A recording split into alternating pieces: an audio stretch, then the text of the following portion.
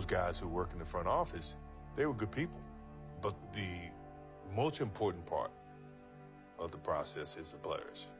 So for him to say that is offensive to the way that I approach the game. When you're going through it, it's traumatic, because I want that, I want that approval. I want that type of confidence. So my determination got even greater to be as good, if not better, than my brother. Clyde wasn't a threat. I'm not saying he wasn't a threat, but me being compared to him, I took offense to that. I was a little bit upset that I didn't get the MVP that year and they gave it to Charles Barkley. But with that said, okay, fine, you can have that. I'm gonna get this. I knew that Jerry Krause loved Dan Marley. And just because Krause liked him was enough for me. You think he's a great defensive player? Okay, fine. I'm gonna show you that he's not. During the finals, we go out to dinner one night. George Karl's over on the other side, having dinner. Hey, there's George Karl over there. And George Karl does not come over and speak to him. He walked right past me.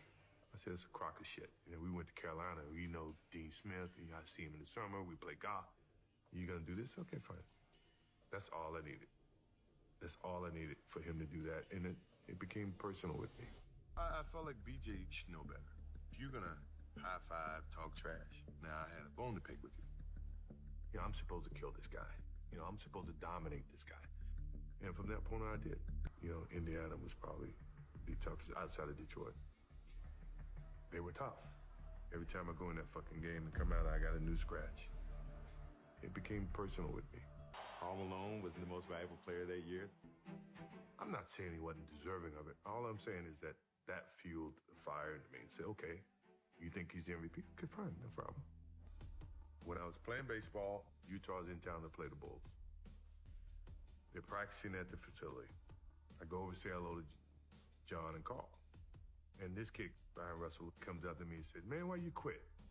Why you quit? Man, you knew I could guard your ass. I couldn't, you had to quit. I said, Karl, you need to talk to this dude, man.